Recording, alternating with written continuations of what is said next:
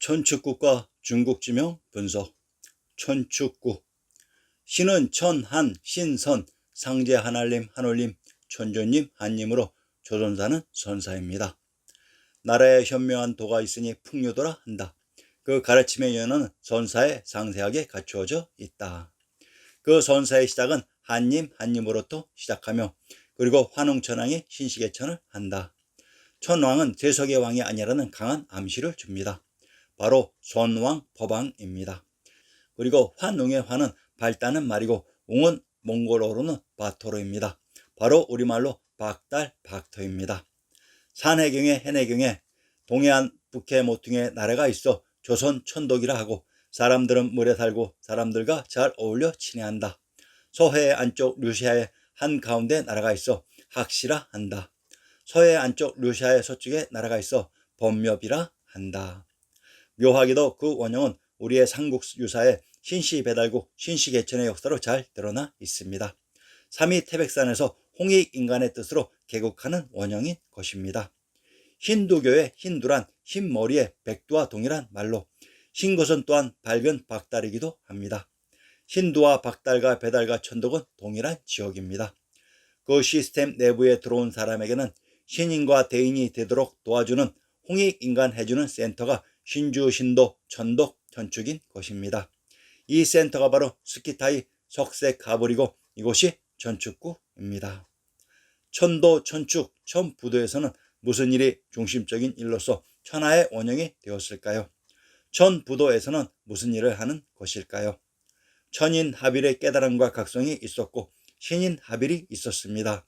이 천인하빌, 신인하빌을 성취한 즉 신선의 경지를 이룬 선을 이룬 해탈득도한 사람들을 신선, 진인, 신인 혹은 선인, 센님, 부다, 부도, 도인, 부처, 처생이라고 불렀습니다. 이것이 바로 조선 역사의 핵심이었습니다.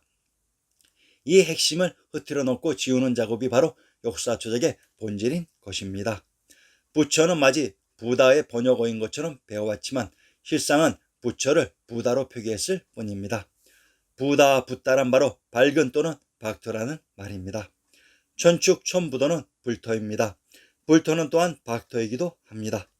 대성인, 대신인, 대각자가 나와서 깨달음을 전파 전승하고 사회 시스템을 구축할 때 신시 개천을 하신 장소적 센터가 바로 불터입니다. 기원전 3897년경 신시 개천의 주인공 환웅천왕은 비로자나 즉 비롯한 그 이후의 모든 것이 비롯된 처음에 열애 즉 여여 이와 같이 여여하게 오신 부처님이신 것입니다. 화엄경 변상도의 비로사나 열애도의 주인공 부처님인 비로사나 열애불인 것입니다. 이 부처님을 붓다, 부도, 박달배달, 백두 혹은 박달부처 혹은 샤카부처라고 불렀다는 말인 것입니다.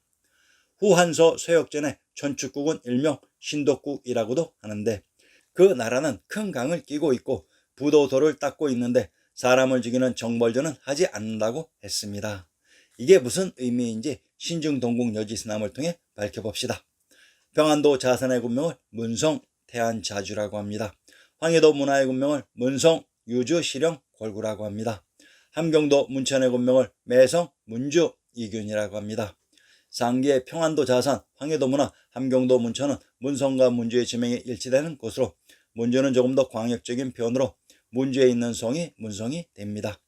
이곳에 환인, 환웅, 당군의 묘정과 사당이 있어 세상 사람들이 경배와 참배하는 곳으로 이곳은 무력을 사용하지 않고 천웅의 법이 시행되었던 천축입니다.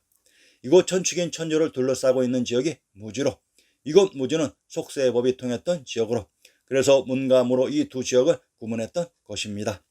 천축은 또한 천안과 동일한 지명을 다르게 표시하는 방식이기도 합니다. 충청도 천안의 군명을 영주, 영산, 환주라고 합니다. 평안도 안주의 군명을 밀성, 팽원, 안부, 영주, 안능, 식성, 중반이라고 합니다. 충청도 천안과 평안도 안주는 영주의 군명이 중복되는 동일한 지명입니다. 평안도 안주의 불에 천왕사 성안에 있다고 했습니다. 평안도 안주의 성안에 부처님인 천왕님들이 대를 이어 계셨던 천왕사가 있었던 것입니다. 천왕사가 있었던 평안도 안주의 누정을 인용합니다. 망경루, 주 동쪽 성유에 있다고 했습니다. 망경루란 경도인 서울을 바라보는 누각으로 천왕님들이 계셨던 가까운 곳에 경도인 서울이 위치되어 있었던 곳입니다. 중국. 자, 역사 속에 등장하는 중국의 개념도 간단하게 살펴봅시다. 고승전에 이 강을 건너 곧 오장국에 이르렀는데 그 오장국은 바로 북인도이다. 여기서는 모두 중인도의 언어를 사용하고 있는데 중인도는 소위 중국이라고 한다. 속인들의 의복이나 음식도 또한 중인도와 같으며 불법이 대단히 성했다. 고승전에서 중인도를 중국이라고 합니다. 참으로 신기하죠. 인도를 중국이라고 합니다. 이제 대당서역기를 살펴봅시다. 법현전에는 오장나국은 모두 중천축국의 말을 쓴다. 중천축국이란 중국이다 라고 기록하고 있다. 이번에는 중천축국을 중국이라고 합니다. 그러면 천축국이 인도이고 중국이었던 것입니다. 현재의 인도를 중국이라고 불렀는가요? 아니면 현재의 중국을 인도라고 불렀는가요? 그러면 현재의 인도와 중국은 전부 조작인 것입니다. 지명 분석. 북경. 북경이란 경도인 서울의 북부 지역이라고 했습니다. 종조대왕의 문집 홍제전수의 제7수를 인용합니다. 태익지에서 꽃 구경하며 낚시질을 하다. 태익지 서쪽가엔 꽃이 만겹으로 피어서 천지에 온화한 온기를 많이도 빚어내었네. 달이 떠서야 바야흐로 낚싯줄을 건노라니 근신들은 제멋대로 붉은 물에 취하여 꾸려. 한무제가 조성했던 태익지가 바로 조선 왕조실록의 화성에 있었던 종조대왕의 태익지인 것을 알 수 있습니다. 태익지에 대한 위키백과를 인용합니다.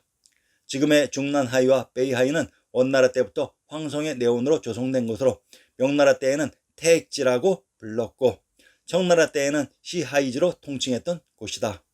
황성의 서쪽분이 선안문이고 박지원이 머물렀던 소관이 거기에서 가까웠기 때문인지 몰라도 박지원은 베이징인 북경에 머무르는 동안 태익지 서쪽에 있는 명소들을 많이 둘러봤다. 이미 소개한 북해대교, 오룡정, 구룡벽, 만불루, 극락사계 등이 모두 박지원이 둘러본 태익지 서쪽의 명소들이지만 이 밖에도 자강각, 홍인사 등이 모두 같은 구역에 있던 명소들이었기 때문에 박지원은 이들을 또한 구경했다. 정조대왕의 무대 화성의 태익지가 북경에 있었다고 합니다. 그러면 조선의 화성이 북경에 있었던 것입니다. 그런데 태익지가 창덕궁에 있었다고 합니다. 위키백과를 인용합니다. 태익지는 창덕궁 후원초입의 천원 지방의 조형 원리에 따라 조성한 방지원도의 대표적인 연못이다. 창덕궁 후원초입부에 위치한 주합로 일원에 위치해 있다. 동골도에는 배가 묘사되었고 동궁여지 비고에는 연못 안에 채색하고 비단 돛을 단 배가 있어 정조는 꽃을 감상하고 고기를 낚았다는 기록으로 정조가 태익지에서 배를 타거나 낚시를 했을 것으로 여겨진다. 한무제가 조성했던 태익지가 바로 조선 왕조실록 정조대왕의 태익지인 것을 알 수 있습니다. 그런데 조선의 문집 동문선에 이상한 내용이 등장합니다. 한번 인용합니다. 다음은 표전인데 글을 올리고는 자기 이름도 안 썼는데 깜빡했는가 봅니다. 북경의 도읍을 정하고 봉천화계 근신 쇠전을 세우심을 할애하는 표. 동문선에서 무명시. 표전의 제목이 정도 북경이라고 합니다. 이곳 북경이 어느 곳인지 알겠습니까? 이 표전은 조선 태조 3년 한양으로 천도하고 올린 표전으로 우리 역사 속 한양의 중심 한중 관중 지역을 북경이라고 했습니다. 북경은 경도인 서울의 북부 지역이 북경입니다. 왕부의 중심 관중이 북경 대도였습니다. 장안. 상기에서 태익지에 대한 위키백과에서 북경 황성의 서쪽문이 소안문이라고 했습니다. 현 장안을 소안이라고 합니다. 소안이란 서쪽에 있는 안이 아니라 안주의 서부 지역이 소안이라고 했습니다. 북경의 서쪽문이 소안인 장안이었고 북경에 태익지가 있었던 정조대왕의 무대 화성이라고 했습니다. 그런데 현 수원 화성의 북문이 장안문입니다. 현 북경 자금성 앞에 대로가 장안대로입니다. 장안은 북경 화성에 있어야 맞는 지명입니다. 그런데 현재의 차이나의 북경과 장안이 붙어 있습니까? 장안이라는 이름의 유래는 화산, 금강산, 한라산이 접경한 만중산 지역을 장안 한양이라고 합니다. 지도에서 보시면 길게 연결되어 있고 이 지역을 흐른 강이 한강인 장강, 양자강, 압록강입니다. 아마도 땅이 길게 연결되어서 장안이라고 했던 것입니다. 이 장안이 바로 한양이며 북경이기도 합니다. 그리고 이곳의 성이 화성으로, 그래서 현재의 수원 화성의 북문이 장안문이었던 것입니다. 낙양, 향산 유람가 금강산 완경록을 인용합니다. 향산 유람가, 행장을 급히 차려 낙양성 뻗은 길로 청려장 둘러매고 북향산 찾아가니 백두산 내맥이요 청천강 근원이라. 금강산 완경록, 행장을 급히 차려 낙양성 뻗은 길에 촌촌자로 걸어 석경에 막대 짚고 단발령 높은 곳에 겨우 올라앉아 금강산 바라보니, 금강산 앞에 화산 너머가 바로 낙양 지역입니다. 화산을 가운데 두고 한쪽 지역이 낙양이며 그 화산 너머의 관중 지역이 장안 한양이었습니다. 그래서 삼국지에서 낙양에 있었던 동탁이 반동탁 연합군과 전쟁을 하면서 아무런 추격도 없이 낙양에서 화산 너머의 장안으로 전도했던 것입니다. 남경, 한성의 군명을 한양 남경이라고 합니다. 그런데 한양 장안은 북경이라고 했습니다. 역사 속에서 남경을 오나라가 있었던 건업 금능 지역을 남경이라고도 했습니다. 그런데 제가 보기에는 천주와 천왕님이 계셨던 남양과 남원 지역이 남경인 것 같습니다. 천천히 깊게 생각해 봅시다.